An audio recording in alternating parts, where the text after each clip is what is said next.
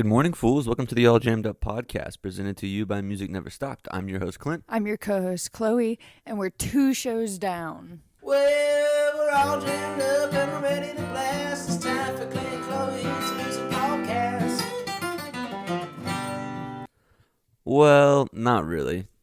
As you're listening to this, the second show's finished, but as we're recording this Wednesday We've afternoon... only had one. We've only had one. I'm time warping. We're time traveling right now as we speak. The first show was a banger. We're going to do a full recap, go through the set list and all that on the back end. Figured we'd do the interview and stuff first and kind of on the housekeeping. On the back end, we'll do that. But, and we'll... Yeah. We will have a full Billy Week recap episode later on down the way. So to give a kind of a schedule for the next week, today we have the interview with Greg McLoughlin. We'll introduce him in a second. Monday, we're probably going to have a Lot podcast, and then we'll do a full rundown, recap of Billy String's weekend here. And then Thursday, we're going to have an interview as normal, and then do our deep dive into Cajun music on Thursday, like we talked about on Monday. So that's where we're at now. But, so we started the Billy Week off yesterday. Yep. We did a Lot podcast. It's great to see a bunch of old friends. If you're listening to this and you're bummed that you weren't able to get in the Lot podcast, we're going to be doing it again on Friday, set up at the same spot.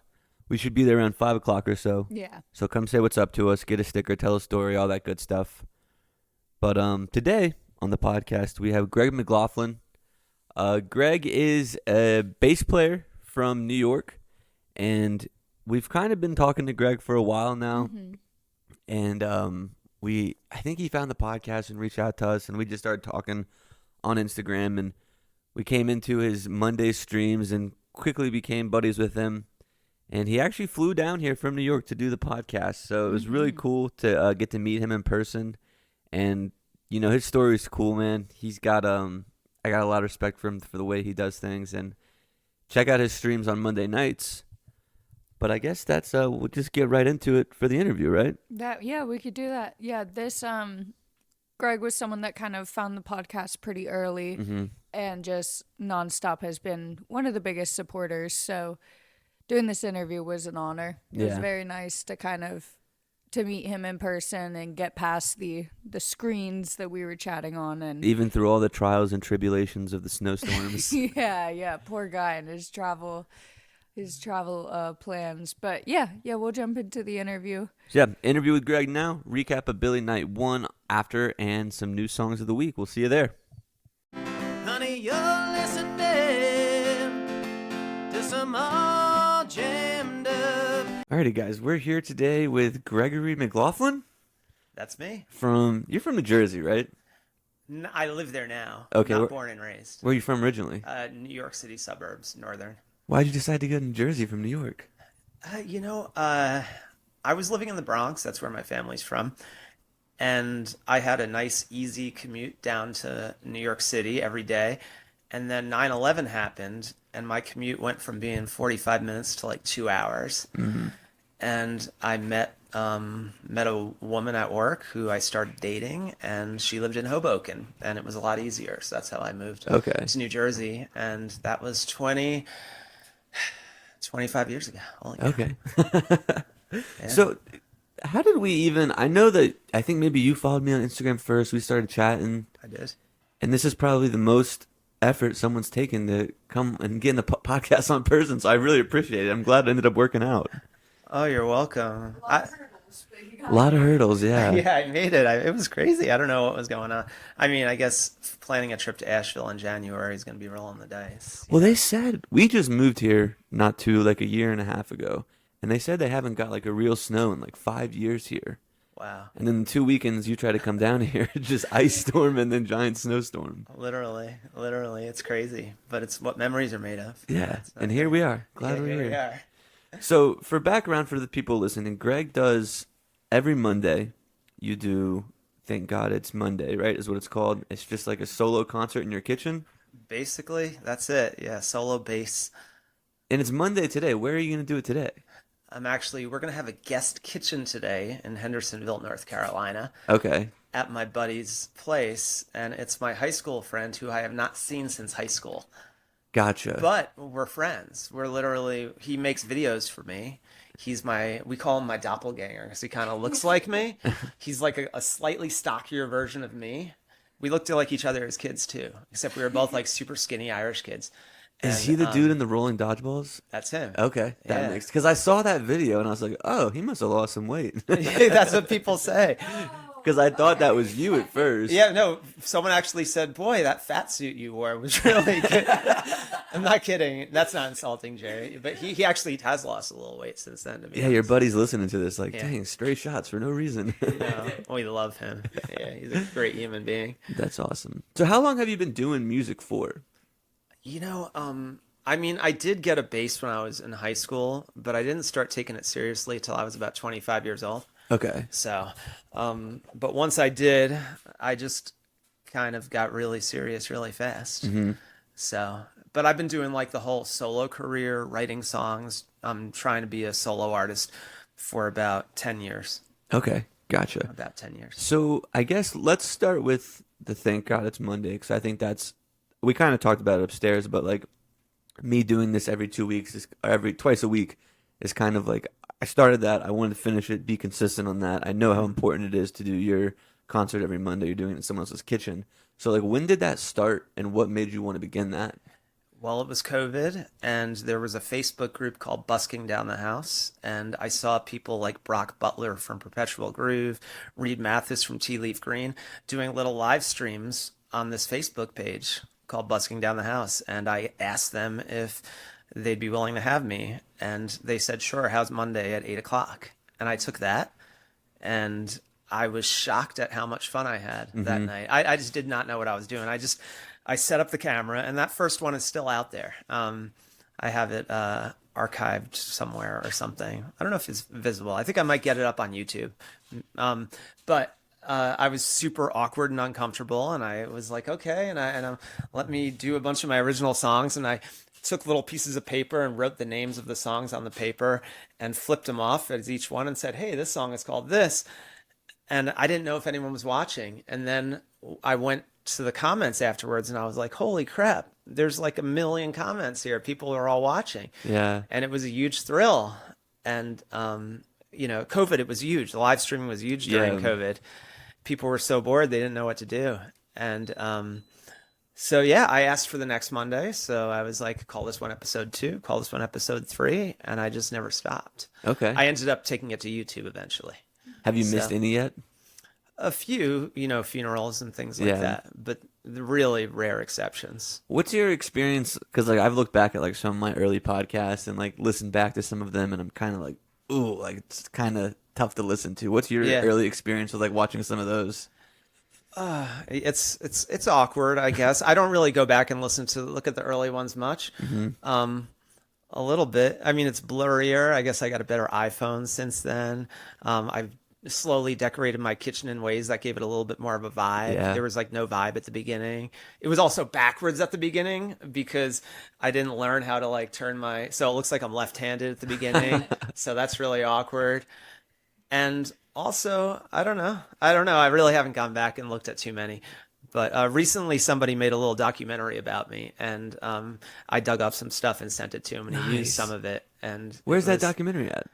We haven't decided what to do with it yet. Like, I don't want to release it myself because it was a 10-minute thing. He submitted it to a film festival. It didn't get accepted to the film festival, but he did a great job. And I don't want to be like, hey, I'm putting out a documentary about myself. So I'm kind of looking for a kind of like organization in the jam band scene to maybe like pop it on their page and be like, hey, we're putting this out, but I haven't done it yet. Yeah. So. Yeah, you mentioned the personality with the backdrop for the shows. I've only watched, in the past few months, so I don't know the early days, but you have the Lemonade sign now. Is that like a nod to your band? Well, Lemonade is kind of my signature song. Okay. And that was the song that locally in Hoboken, Jersey City, everybody started gravitating towards and getting excited about. And people would call me Lemonade Man and all that stuff. So I decided to call the band the Lemonade Band. But Lemonade's just like my thing, Positivity, life gives you lemonade, I mean, sorry, life gives you lemons, make lemonade. Yeah. So the sign is just there. I don't know. Actually, funny enough, David Ribiat, my guitar player, took a picture in front of a lemonade stand and sent it to me, and that's what inspired me to order the sign. Okay. Yeah. Nice. And then you also have the Dodgeball Champs. Is that anything to Yes. do with the Rolling Dodgeball song? Exactly. Yeah. Well, it's from the movie Dodgeball Yeah, yeah, yeah. with Vince Vaughn. And I went out and ordered it online just to decorate my kitchen to kind of like go with the lemonade and the dodgeball. Gotcha. Yeah, good observation. Yeah, we pay attention. And then the last thing I want to note about that is you have the little sign that changes every week. Last week it was Vampire Bat, and the week before it was Keep It Down. What inspires you to what you write down there? I just try to take something from the first song of the night. Oh, Yeah, okay. that way whoever's watching, and I don't know, I haven't really noticed in the comments if people have picked up on it yet, but it's like a little hint because there's always like 2 minutes when I start my live stream when I've got to go over to my computer and just share it on Instagram and stuff like that. So it's just kind of a conversation starter, like, oh, what's Greg going to open up with? So Yeah. Vampire Bat was because I was opening up with Cruella DeVille that night, and Keep It Down was just the name of a brand new song I was just wrote that I was debuting. Yeah. Yeah, we watch Kill Tony every Monday on YouTube at 9. Okay. So like if we finish dinner and like it's like, hey, it's 8:15, watch Greg for a little bit before we get into Kill Tony, so it kind of Nice. works out perfectly. Well, the good thing is I'm actually changing it to 1 hour instead of 90 minutes. Okay. And it was a decision I made because I'm noticing my viewership's dropping after 9. And also, I just thought it would give me a little more focus to be like, you know what, 60 minutes, I'm really going to make it really stronger start to finish, So, We noticed that because last week was 60 minutes, right? yep. And yeah, that's a decision I just recently made. And I think it's going to be a good decision. Yeah, that always try to keep the podcast to like right within an hour. Sometimes it'll be a little long if the interview's long, but I'm always like hours kind of Yeah. the sweet spot. Yep. I feel I think especially it is. in today's day and age, people have shorter attention spans, so it's Exactly. like it's hard to find. I feel lucky anyone will tune in for an hour. And they do. So, Yeah. yay. So, singer, songwriter, you do songwriting for other people as well, right? I do. I really do. I try to, a lot of times I write a song and I just feel like it's meant for someone else or it's from a female perspective. And I just go to local musicians and be like, hey, would you be interested in singing this? I'll get my musicians together and we'll cut it. Nice. So, yeah. What's your songwriting process like? It's all over the map. I've told a lot of stories. I feel like I have this interesting blessing in life that ideas come to me out of dreams all the time. And maybe you've heard that from other people too. But I just wake up at 4 a.m. and something is going on. I'm having a really intense dream and there's just a groove or something in the background and I grab my phone and I mumble it and it's like lightning in a bottle. Yeah. So many of my best ideas have started that way. Honestly, like almost 50% of them.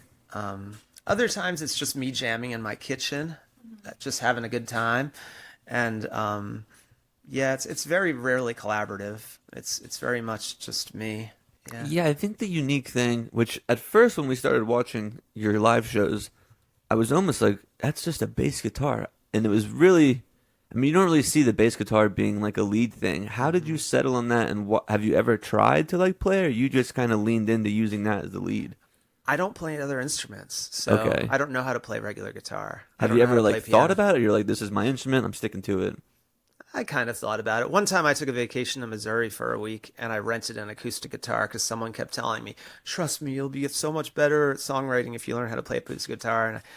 And I was at the Lake of the Ozarks in Missouri and I took the acoustic guitar out to the dock a bunch of times and tried to sit there and learn how to do chords and just, I don't know. Yeah. Nah, it's just, this is my vehicle. The one that you use for the shows, it's like an acoustic bass. Yeah, it's a Dean acoustic bass. So that's just like, you don't need an amp for it. That's the difference in it. I do actually play it through an amp. Okay. On the show, it just kind of boosts it a little bit. When I'm practicing at home, I don't use an amp. When I'm busking, I don't use an amp. Okay. How often you busket at a lot of big shows too, like Fish? I've seen you do one of your live shows outside by like a lake or something, in like Philadelphia maybe. I've done. I want to say it was over the summer. We watched one where you were like by the water, and it was the sun was coming down. There's people walking in front of you. Oh, actually, that was just in Secaucus, New Jersey. Oh, okay. Yeah, I don't it know was why just I in thought a it was public Philly. park, and Yeah, it was beautiful. That's a beautiful spot. And it's like you can see the Pulaski Skyway, which is like a famous highway from the intro to The Sopranos in the distance. Okay. And yeah, and I just, yeah, I'll do it other places. Sometimes I just want to get out of my kitchen and just do something a little different. You got the limitations. You can't really do the kick drum in those situations. But yeah, I just like to mix it up a little bit. Okay. Yeah. Yeah, sweet. So what was the album that just came out? That's your first self-titled album, right? It's my first album. Our first solo album, but self-titled album, right? Yeah, self-titled. Great. Yeah, so playing music for this long, what inspired you to finally want to put out a self-titled album? A few people in the music business gave me their honest opinion that they thought that I was, going to keep running up against walls in my career unless I actually released an album. And so, I was very hesitant to do that for a very long time because I was always saying, you do an album, you put all this time into it, you get one big promotional push out of it, whereas I could do singles and every 3 months I can get a promotional push.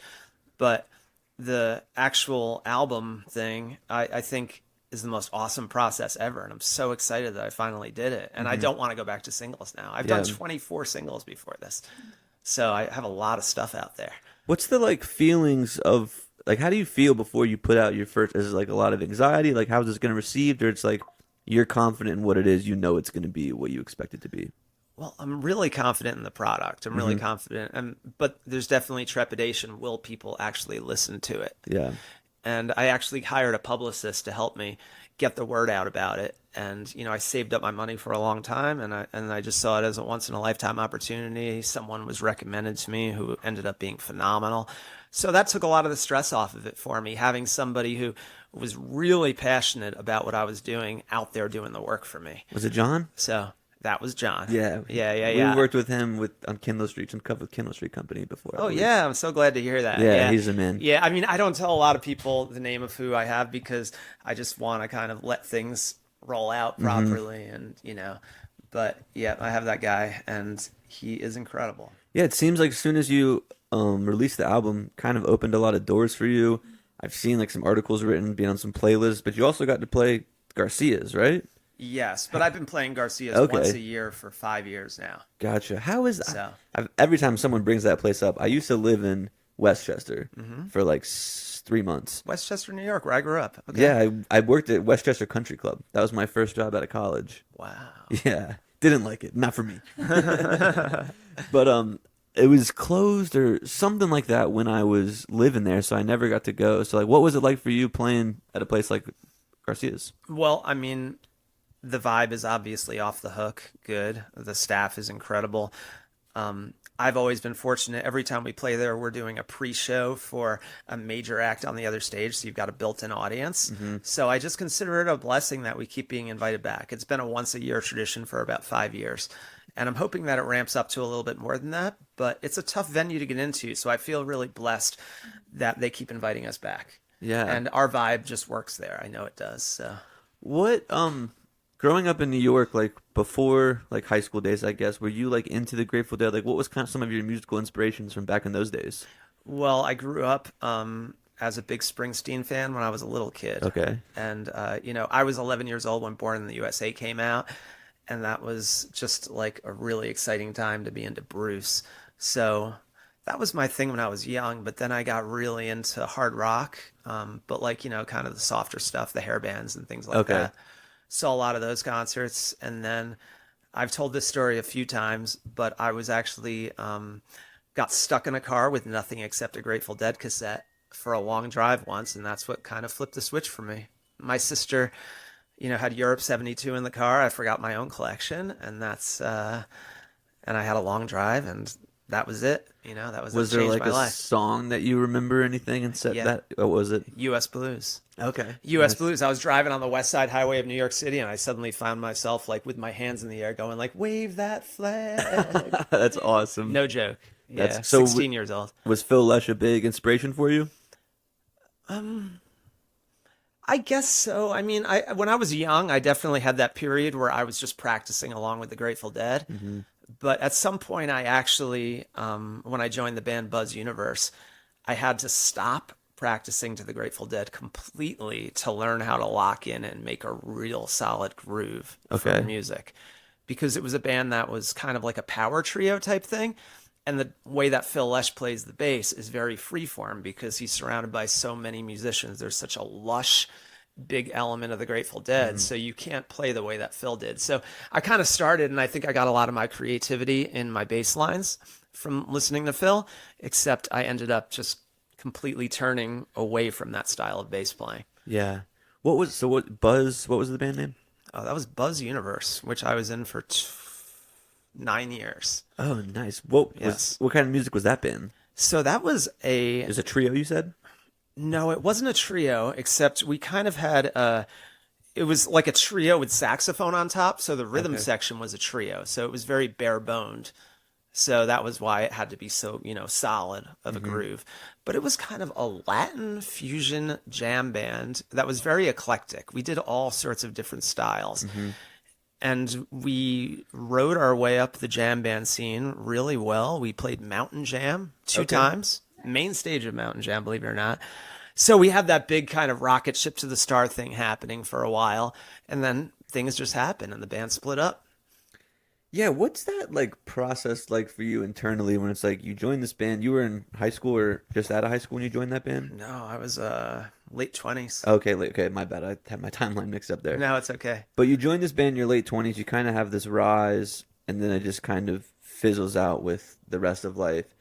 Is that really discouraging as a musician, or is it kind of gives you kick in the butt to keep going to the next thing, knowing that you can get that success? Well, you know what? Within a year after seeing Buzz Universe, I remember I had this moment. I was at the Brooklyn Bowl, and I was going to see a funk band or something, and there was an opening band from down south that was there playing, and they were kicking ass. And my friend said to me, what's it like? You were on stage at the Brooklyn Bowl a lot a few years ago, and you're not in that band anymore. What's it like? And I kind of paused, and I said, I'm just enjoying watching the band, and I'm just not worried about it because I know that, my path is going to continue and these things are going to happen again.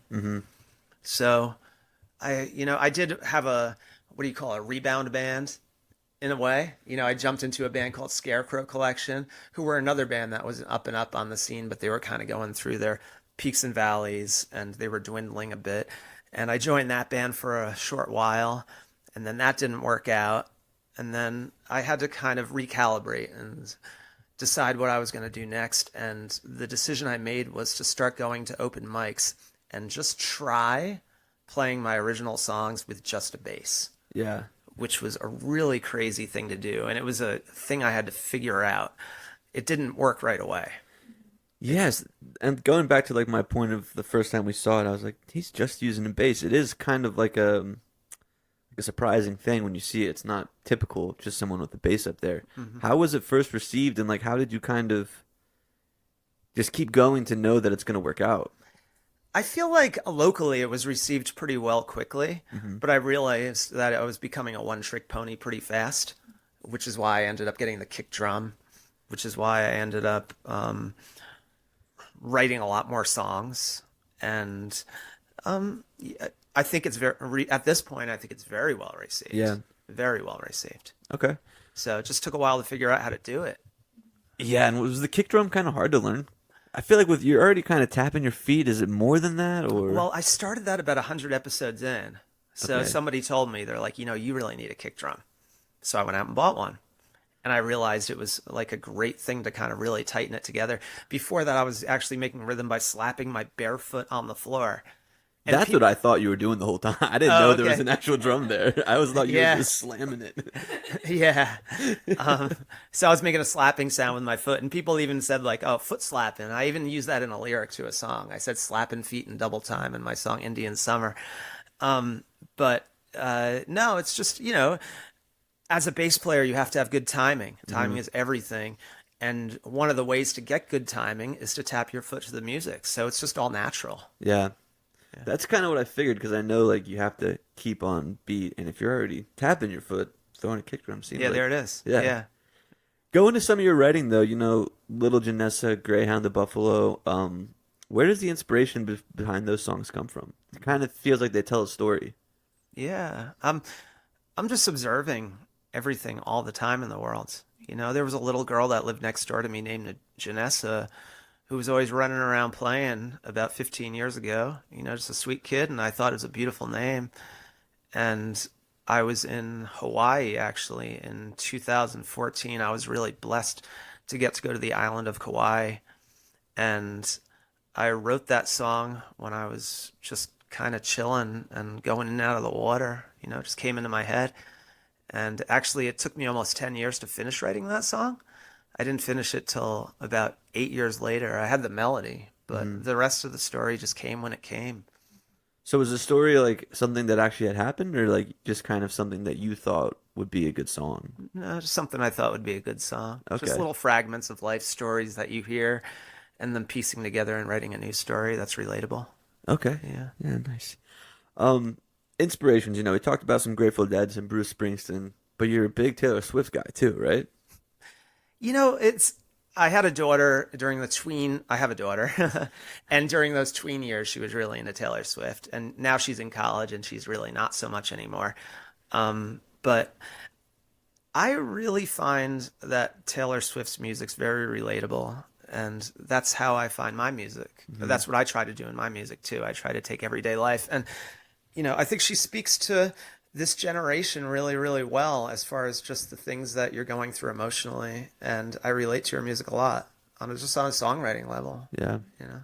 Yeah, the first time I think we heard Back to December, I was like, because I know some Taylor Swift, and I was like, is this a Taylor Swift song that he's playing? Because I had never heard you do that, so I thought that was a unique thing. It's my favorite one. What other jam band, or just bands in general, are you listening to that are kind of catching your ear right now? Right now. Boy. Well, I'm going to go see my first Daniel Donato show, thanks to you. Yeah. So in April, they're coming to New York City. I'm so excited. And I guess they're not popular enough to sell the venue out yet. So I was able to get really good seats. So I'm really excited about that. Where are they playing there? The Beacon Theater. Is that a pretty big place? It is. It is. It's a very prestigious venue. Okay. And that's the place that the Allman Brothers used to play 15-night runs at. And Tedeschi Trucks plays, Yeah. you know, multi-night runs at now. It's incredible. I'm super excited about that. It's so funny how like geographically based things are, because like they'll play 3 nights in Raleigh at the Lincoln Theater and sell out all 3 nights there. Yep. But up to New York, probably somewhere they don't play a bunch because they're from Nashville. They haven't really sold that many tickets yet. It's interesting. Yeah. I don't think that'll last for very long though. Once you see them, I think the people will want to see them again. Yeah, definitely. Those guys are awesome. Yeah, I mean, I'm trying to think who I'm really, really into right now. I mean, a local band that I always love to support is Claire Maloney and the Great Adventure. Claire Maloney, okay, from Westchester, New York. Did she play with you recently? Yeah, she actually joined me on stage for a performance of the song Roses Grow at Garcia's. Okay. Which was incredible. She just absolutely wails. And her guitar player, Nate, is my sound guy when we play at Garcia's always. And he's a huge supporter of the Lemonade Band. And I'm always I love those guys, and I've always got their back. You know, they just have a new album out too, so I definitely recommend people check her out. Nice. Tell us about the Lemonade Band. Has that kind of always been the same group of guys, or does it kind of fluctuate? And how'd you find them? It is the same exact group of guys for about 4 years right now. Okay. And we don't do a ton of gigs because I want my guys to get paid. So I just don't take gigs for free because I can't afford to do it, and I'm not gonna, make them play for free. Yeah. So we just play when we can, and we do lots of recording in the studio, and we're super tight. And when festival offers come, we're in. Yeah. So unfortunately, where I live, it's either pay to play or covers, and I'm just not going to make my band learn covers just to accommodate bars. So we play where we play when we play at this point. Is that the band? That's the band that's on the album too? It's the band on the album. It's the band in the Businessman video. So, I mean, I love my band. I'm super excited about it when we play, but we just don't play that often because fiscally it's not very practical to. Yeah. Tell us about the Businessman video. Yeah. Because that's I know you've had a couple. There's the Rolling Dodgeball music video. I think there's the Indian Summer music video too, right? No, I don't have one for that. No, okay. There's plenty of them. But yeah, so that one just came out with the album. Mm-hmm. Seems well done. Tell us about why you chose that song on the whole album to do a music video for. I thought conceptually from the album it would be the best song to make a video for. Mm-hmm. And I think it's timely. And I got together with a local video producer who has a great studio, and we just fleshed it out. And she really helped a lot with the vision of it, of putting all the footage of old things in the background. And I thought eventually I should have one video that I actually appear in, because I have all these videos that are like vignette movies where I might have a cameo, but like a little Stan Lee moment, like in Greyhound of Buffalo. You can catch me for 2 seconds. Yeah. But I wanted to be in a video, like a performance video. So yeah, I think it was pretty well executed. I'm pretty excited about it. Yeah, it was. We've watched it a couple of times now. Why? What was the reason to not be in the previous videos? Well, Jerry lives in North Carolina, and he was just making films for my videos. Oh yeah, he was the one doing it. Okay. Yeah. Shouts out Jerry, man. Yeah, Jerry Fitzgerald, big time. So, what's next for you? I mean, you just released an album, doing some shows up in New York. What's next for you? Right now, a big thing is just letting the music itself do the work. Mm-hmm. And I am going to get back into the studio and start recording again soon. But I'm also going to make sure I'd make a few more singles out of this album. There's no reason not to put a few videos out from it.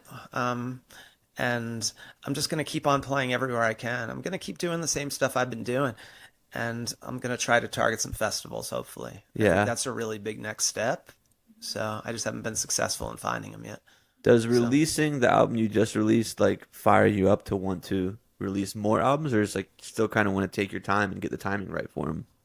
Well, there's definitely timing. I'm already sketching out the next album as far as the list of songs is concerned, because this just opened a whole new creative avenue for me, the whole album thing. And I definitely know I've got another really good album under my belt, ready to go. It's just going to be, a few years, but I'm definitely going to be doing it. Awesome. Yeah, you mentioned, having these dreams that just kind of could quickly get you to write a song. You mentioned the night before you were supposed to fly here, you had a pretty interesting dream about Costco, some THC gummies. Oh, yes. Yeah, I did. But no song came out of that. No song came out of that. One you have to think on a little. Yeah, I forgot about it. In there somewhere. Well, it's funny, dreams are so interesting because you remember it the second you wake up, and then as the days go on, they just kind of disappear completely. And I completely forgot that I admit that I forgot about the dream, and I mentioned it to you too. Yeah, I'll have a crazy dream, wake up in the morning, be like, whoa, get home from work and be like, I had a crazy dream last night. And Chloe's like, what was it about? I don't remember. I just remember it being kind of crazy. Yeah. That's just the way these things go, I guess. Definitely. Yeah, I don't know. So as far as the album is concerned, I definitely want to release a few more videos from it. Not the type of videos like Businessman. I want to have more vignette videos for a few songs. I think you set the tone. It's funny. I probably shouldn't do this right here, right now. But, my friend Jerry lives in Hendersonville. It's like 20 minutes from here.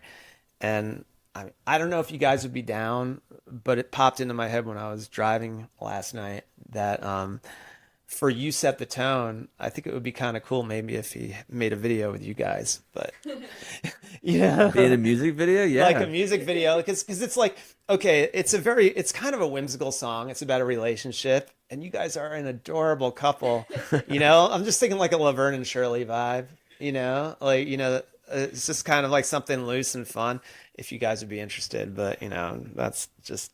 I do love watching music videos. I get to see you guys in it. You Set the Tone. It's a song about a relationship and the ups and downs.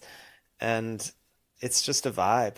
It's just a vibe. And you guys have a vibe. You guys have such a vibe. That's why I keep listening to All Jammed Up, because your guys' vibe is so dope. That's so nice. Thank you. Yeah. Oh, no. That was my reason for the set 2 of the podcast. I was like, I got to get you more involved in this. You got to be in both the intro and the outro, all the episodes. Oh, amazing. I love it. Chloe's Corner. Yeah.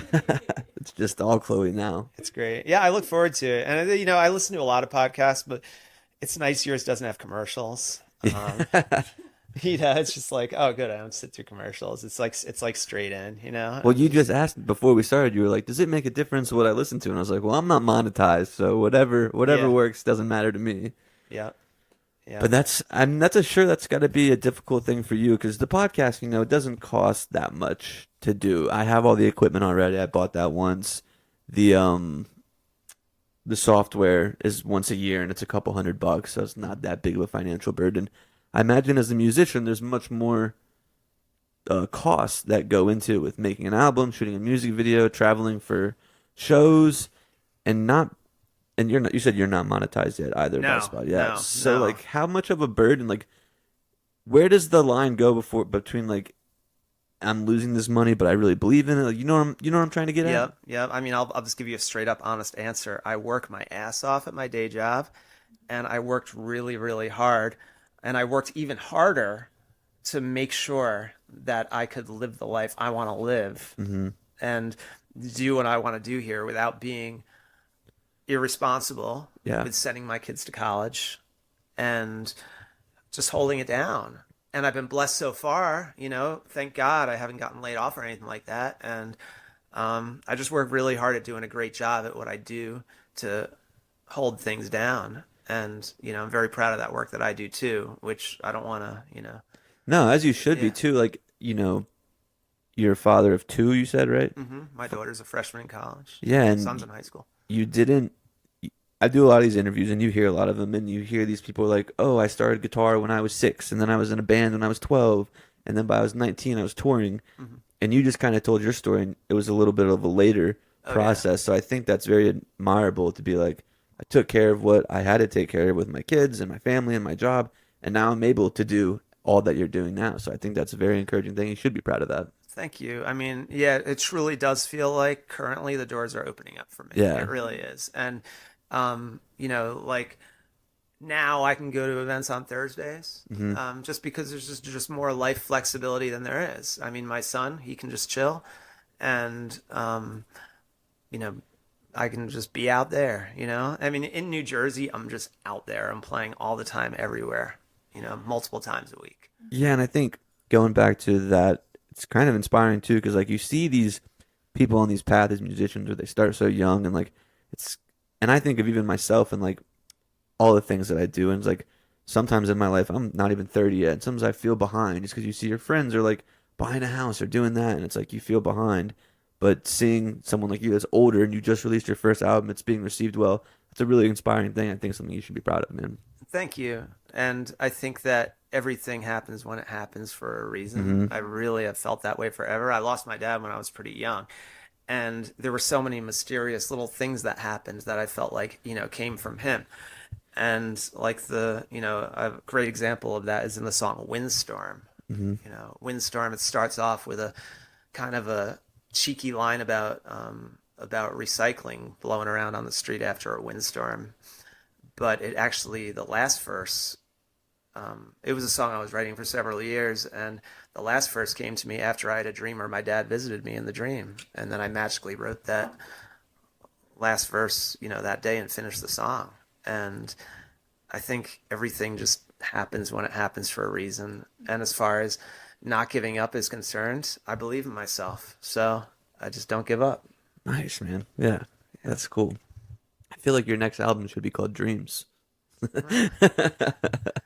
I have a title already, but I'll keep it in mind for the third one. Cool, man. Well, when you're not, writing music or playing music, going to shows, what do you like to do with your time? I love to go hiking. Yeah. And when the weather gets nice, there's nothing I love more than that. But of course, I'm writing songs and I'm hiking too. I love hanging out with my girlfriend. I love watching old movies. It sounds like you're always writing music. Is it hard for you to like turn your brain off and get away from music for a little bit? And do you ever feel like, So hard. do you wish you could get away from it? Because sometimes I do the same where I'm like, oh, I could add this in the podcast, or I should have asked this person. I'm like, I shouldn't be thinking about that right now. I should be Yeah. enjoying what I'm doing. I'd say when I go on vacation is just about it, and it's pretty incredible. My body, my arm starts to kind of like heal from, because, I just play so much. Yeah. It's such an addiction. I think it's a healthy addiction. I like to work out. I go to Planet Fitness and trying to kind of like, take good care of my health and eat well. And I love my friends, so I love spending time with friends when as much as I can, even though we don't all see each other as much as we should. I love to travel. Yeah, I mean, this is perfect. It's great Yeah. it's a pretty magical feeling when you land somewhere different and it's beautiful and you just kind of put yourself in a different zone, get amongst the locals like I'm doing today. So Yeah. So when did you go back? I go back tomorrow morning early. Damn, short trip, huh? Well, yeah, it is. But you know what? Last night I was in Atlanta and I had a super chill night, which was really, really relaxing. And so it is what it is. Sometimes weather's just gonna do that to things. Is the Barrel House you're gonna come back to the Barrel House sometime? To the Bear House? The Barrel House. That's where you were gonna play your show, Oh, right?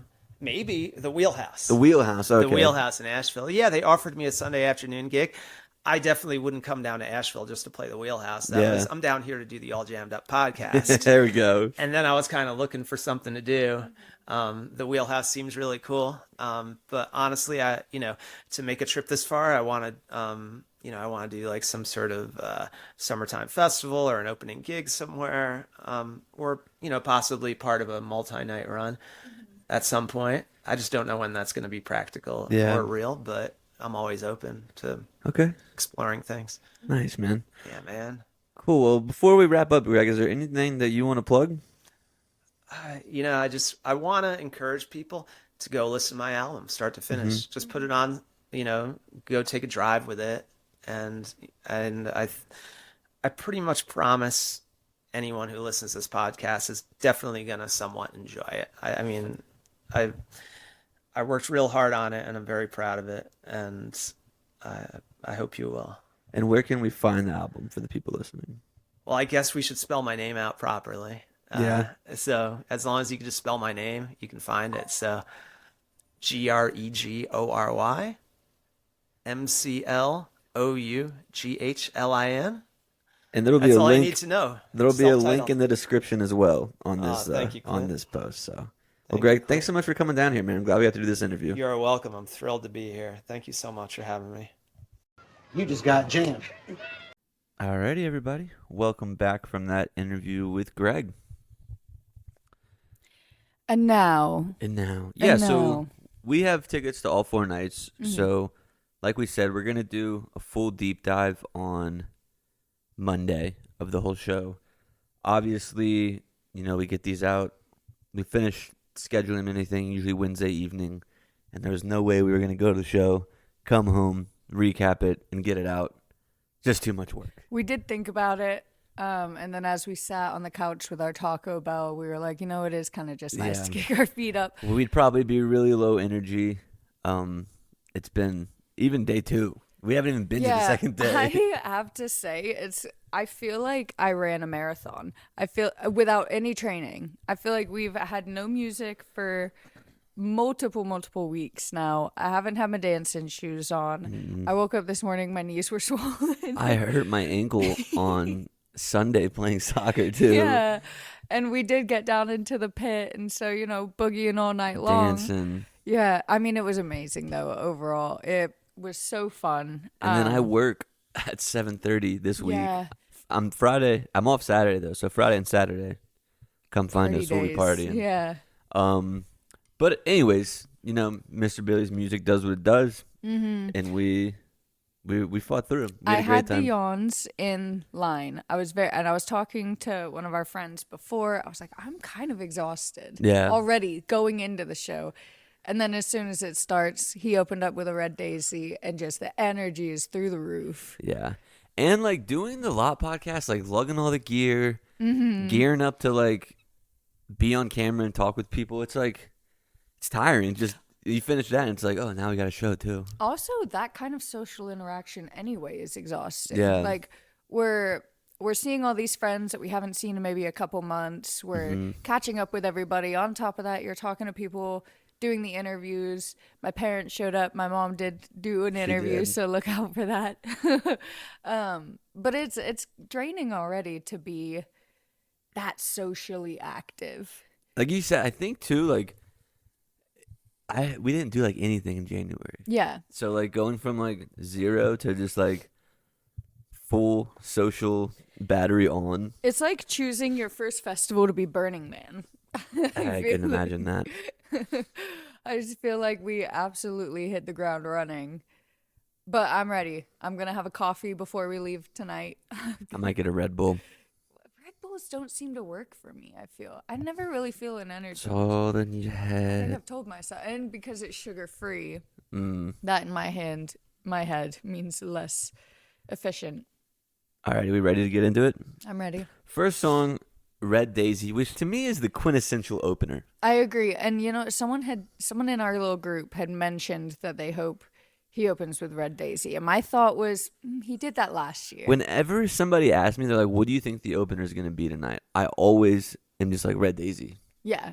I just feel like it's the perfect opener. That's the one that gets everyone in through the doors quick. You're going to start sprinting because you're off the bat, you're dancing. So everyone's going to want to find their spot. But I did think he wouldn't open with it because he opened a show last year with it.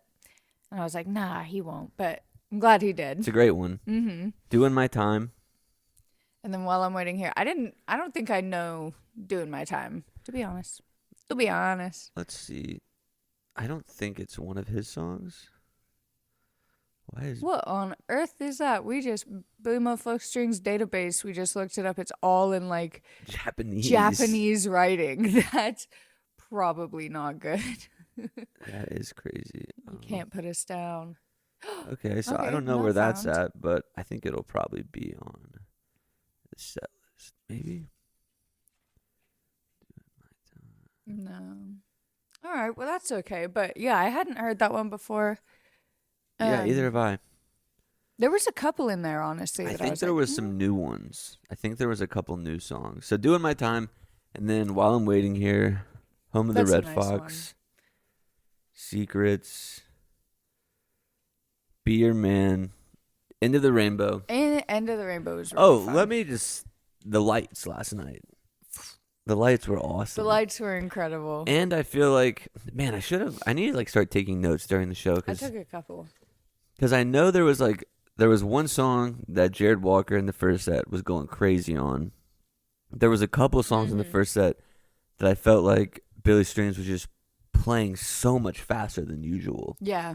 Like, they had a few songs they just like flew through, I feel like. I also felt like their jams in the first set specifically were pretty like rocky. Yeah. Yeah, there was a lot where like I think the word is called like pickup. Yeah. Like Billy Strings' guitar had a lot of pickup where it was like electric. Like it sounded like he was playing like an electric guitar a few times. They were all fucking jamming. And I just can't help but to like geek out when like they get like that fast and like that heavy. I'm just like, my body doesn't know, and I just start laughing. Like, it's so, like, I'm a little like, kid. You don't really know how else to release the energy. Yeah. But you're just like, you do that. I look over at you quite often, and you're just giggling to yourself. Yeah. Yeah, the lights were incredible. I was massively impressed. End of the Rainbow was a beautiful song. The lights are so good on that, too. The lights were incredible. Dog's Rag, that's another one I don't think I knew. That is a David Grisman. I think it's David Grisman and Jerry Garcia. Okay. Yeah. Nice. And then Stratosphere Blues, I Believe in You. I think that song is beautiful. It's grown on Clint as a listener. The Stratosphere Blues part is good. I really, really like when he goes into I Believe in You. Yeah. Yeah. Yeah, I like I Believe in You a lot. I saw the synth like at the beginning before the show started, and I was like, we're getting it tonight. Yeah, you did. Lumpy, Beanpole, and Dirt. Yeah, so that kind of got our crowd. We were in with a little fish crowd up here, and that got them pretty excited. Yeah, let's make sure. I just said that.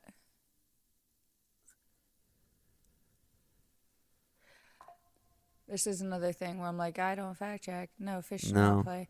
Okay, my fact came from Clint, so blame him. For some reason, I just assumed that like our fish friends really liked that song, and maybe that because Fish played it.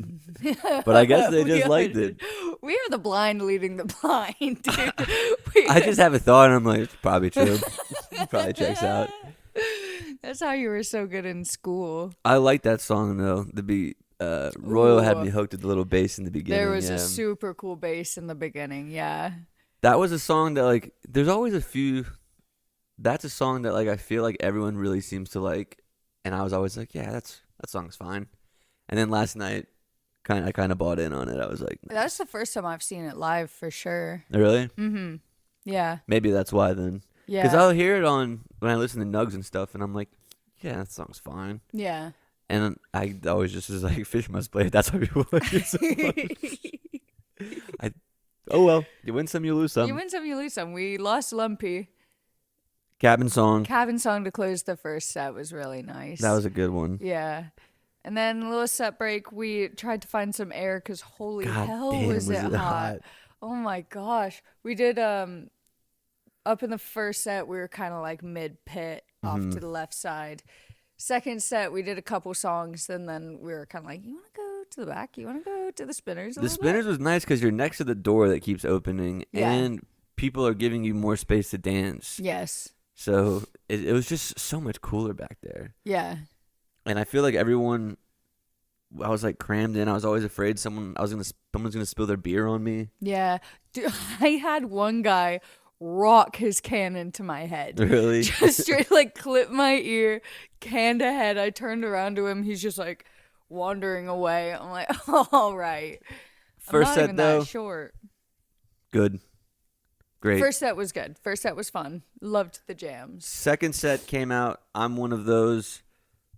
The day that song comes on Spotify, it's going straight on the playlist. Yeah, you I like love that that one. song. I think that was a fun way to open up. I agree. Mm-hmm. And then Age. That's got to be the new one. Yeah. That sounded like, I don't think it was a cover. And I think on the Reddit, too, when I looked at the thread, someone said it was an original. But, I mean, he just said he finished an album, so there had to be some new ones coming. That was the one. It had a line in there that sounded like a line from another song, and I couldn't like pick up what it was, but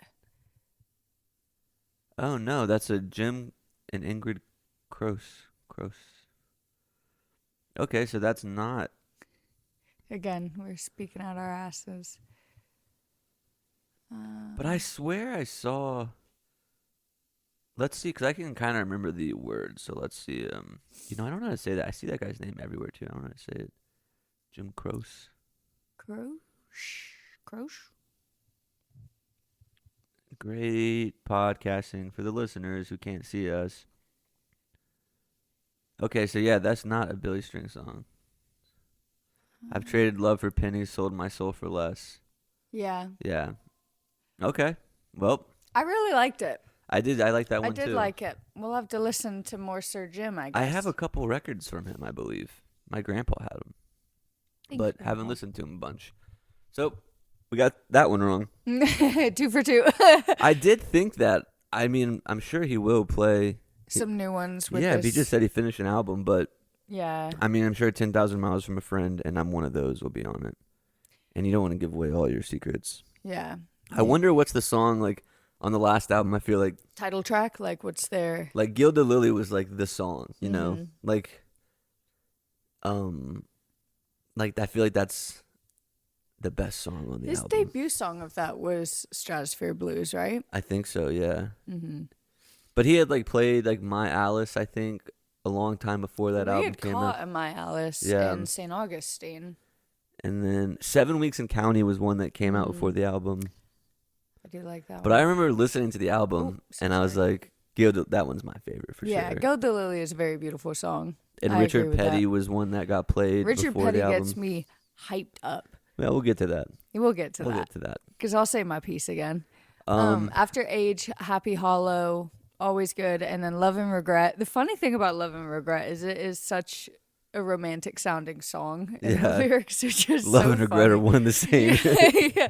Clint had a thought. He was like, oh, we should have this song play at our wedding. And then he thought about it a little longer and was like, actually. Maybe not. Maybe not.